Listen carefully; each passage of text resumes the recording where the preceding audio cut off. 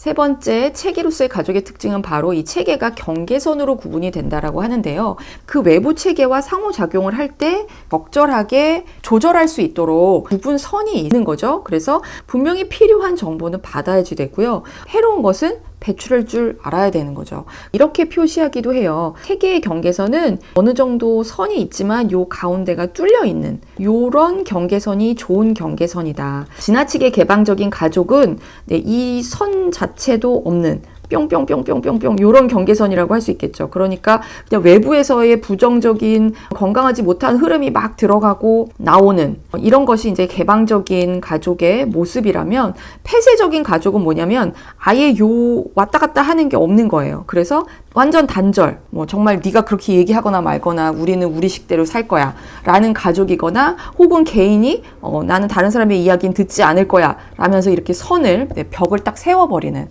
그런 경계선으로 체계의 모습이 이제 구분이 된다라고 볼 수 있습니다. 정말 건강한 가족은 어떤 가족이냐 하면, 이제 건강하다 혹은 기능적이다 이런 표현을 많이 쓰는데요. 그 가족원이 자율적이면서 독립적인 동시에 친밀하면서도 소속감을 느낄 수 있도록 할 수 있느냐, 균형이 엄청나게 중요한데요. 자율성과 독립성만을 강조하는 가족, 어떤 가족일까요? 분명히 한 지붕 아래서 살고 있기는 한데 내 집에 들어와서 잠만 잔다거나 서로가 서로에 대해서 전혀 알지 못하는, 독립이라는 이름으로 약간 부모들이 이제 자녀들을 방치하는 그런 경우들도 굉장히 많이 벌어지죠. 그러니까 자율적이고 독립적인 것만 강조했을 때의 이제 모습이라고 할 수 있고요.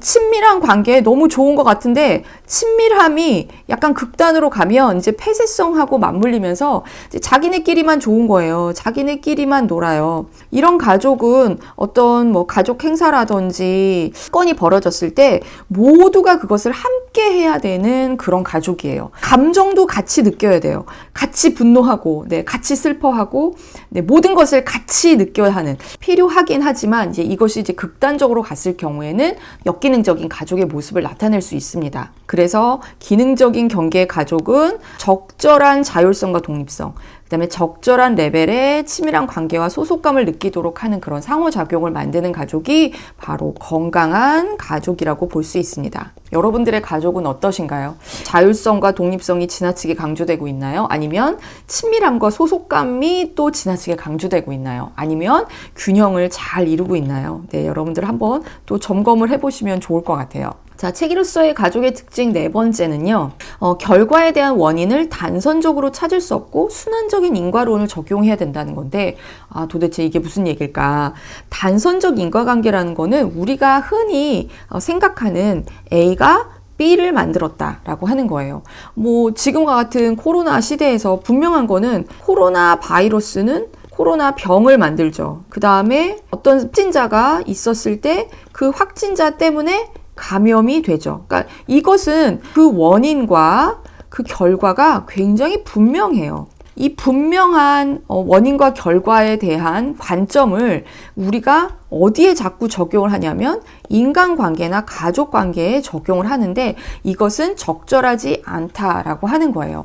그러니까 단선적 인과관계는 원인이 딱 정해져 있고 결과가 딱 정해져 있어요. 흔들림이 없어요. 인간관계나 가족관계에 있어서는 그게 과연 가능할까? 분명한 원인, 분명한 결과, 이런 것이 오히려 이 가족관계를 이해하는데 더 도움이 되지 못한다라고 보는 거예요. 이제 그것에 반대되는 게 바로 순환적 인과관계인데요. 자, 순환적 인과론 혹은 순환적 인과관계라고 하는 것은 뭐냐면은 A와 B가 서로 영향을 미친다고 보는 거예요. 다시 말해서 원인이라고 내가 생각했던 것이 물론 B 결과를 일으켰을 수도 있고, 사실은 B가 원인이 돼서 A를 일으켰을 수도 있다라고 보는 거예요. 말 그대로 A와 B는 서로가 서로에게 영향을 주고받는다는 거죠. 예를 들자면 적극적인 구애를 하는 여성이 있습니다. 너무너무 잘해주고요. 막 선물도 주고 막 챙겨주고 하는 그런 여성이 있을 때, 지난번에 여러분 생각나세요? 어떤 상호작용 패턴에는 짝이 있다고 그랬죠.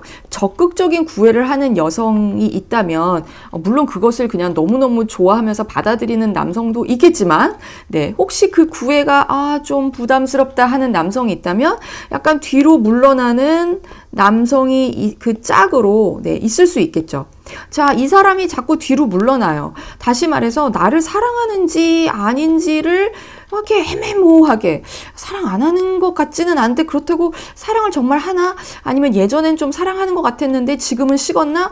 요런 거를 이게 자꾸 의심하게 만드는 어떤 행동을 보이는 거죠. 그럴수록 어떻게 되겠어요? 이 여성은 더욱더 적극적인, 얘기해봐, 말해봐, 말해줘, 나를 사랑하나 안 사랑하나 얘기를 해봐, 이제 자꾸 그 사랑을 표현해 달라고, 나의 의심을 좀 버리게 해달라고 막 뭔가 요구를 하겠죠.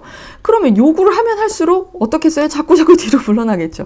네, 그러면은 그럴수록 더 뭔가 요구를 하는, 네, 이런 이제 상호작용 패턴이 나타날 수 있는데, 자, 여기서 만약에 우리가 이 남성의 이야기를 한번 들어본다고 생각해 보세요. 자, 여러분들은 이 남성의 지인이에요. 자, 이 여성은 모릅니다. 이 남성의 이야기만 들었을 때 이 문제의 원인을 어디에 있다고 보겠어요? 당연히 여자가 문제라고 생각하겠죠. 단선적 인과관계로, 아, 이 여자가 문제야. 이 여자 도대체 왜 이러는 거야? 헤어져야 되지 않을까? 뭐 이런 조언을 해주지 않겠어요? 반대로 여러분들이 이 여자가 지인이에요. 그래서 이 여성으로부터의 이제 이야기만 듣는 거죠. 어떤 남자를 사귀는데 그 남자가 정말 날 사랑하는지 잘 모르겠어. 나한테 뭐 처음에 되게 잘해주는 것 같더니 요즘은 자꾸 날 멀리하는 것 같아. 이제 이런 이야기를 들으면 여러분은 이 남자에 대해서 어떻게 생각하겠어요? 아, 이 남자가 문제야. 아니, 도대체 왜 그래? 왜 이해를 못 해줘? 왜 공감을 못 해줘? 이상한 사람 아니야? 뭐 이런 식으로. 다시 말해서 이 남자가 원인이라고 생각을 하겠죠. 우리는 생각보다 단선적인 인과관계로 분명한 원인이 있고 분명한 결과만 있다라고 이제 생각을 하게 되지만, 우리가 전체의 이야기를 본다면 사실 네, 둘 다 문제죠. 시작이 어디서부터 시작됐는지는 사실 알 수 없고요. 시작점을 찾아내는 건 또 그렇게 중요하지 않아요. 중요한 거는 고정화된 패턴을 어떻게 변화시킬 수 있느냐라고 하는 것이 이제 더 중요하다는 거죠. 그래서 무엇이 무엇의 원인임을 정확하게 구분짓는 것 자체가 무의미할 수 있다. 학교에서 많이 벌어지는 일들 중에 하나가 이제 아이가 문제가 있을 때 우리는 상당히 빨리 생각하게 되는 원인 중에 하나가 바로 엄마예요. 아, 엄마가 뭔가 비협조적이야. 엄마가 아이한테 관심 보이지 않아. 엄마가 교육에 욕심이 너무 많아. 뭐 이런 식으로 이제 엄마라는 원인을 찾고, 아, 엄마가 변하면 아이의 문제가 해결될 텐데 라고 생각을 하는데, 사실 가족이라고 하는 것은 엄마만 있는 게 아니잖아요. 물론 싱글맘 가족의 경우에는 엄마만 있을 수도 있겠지만 대부분의 가족에 있어서는 엄마도 있고 아빠도 있고 또 때로는 이제 할아버지, 네, 할머니, 조부모도 있을 수 있고 또 형제 자매가 있을 수 있잖아요. 이 아이의 문제가 어떻게 엄마 한 사람으로 인해서만 생길 수 있을까라고 보는 거죠. 그리고 엄마가 설사 문제가 있다 할지라도 그 엄마의 문제라고 하는 것은 이 가족 관계 안에서 벌어지는 상호작용 패턴의 하나의 특징으로서 혹은 표면에 드러나는 어떤 부분으로서 문제가 생겼을 수도 있거든요. 그러니까 가족 전체에 원래 문제가 있다면, 뭐 예를 들어서 아빠가 정말 일 중독자예요. 그래서 집안에 관심을 안 보여줘요. 엄마가 너무 외로운 거예요. 외로우니까 아이한테 집착하게 돼요. 그래서 아이를 너무 많이 이제 혼내고 아이에게 너무 많은 기대를 하게 되는 거죠. 이제 그렇게 됐을 때 어머니 정말 누구누구에 대한 기대를 조금 내려주시면 좋겠어요. 아이에게 그냥 사랑한다고 얘기해주세요. 뭐 이렇게 해서 행동적인 것이 살짝 고쳐질 수는 있겠지만, 아빠가 그대로 일 중독자라면 엄마의 외로움은 없어지지 않는 거잖아요.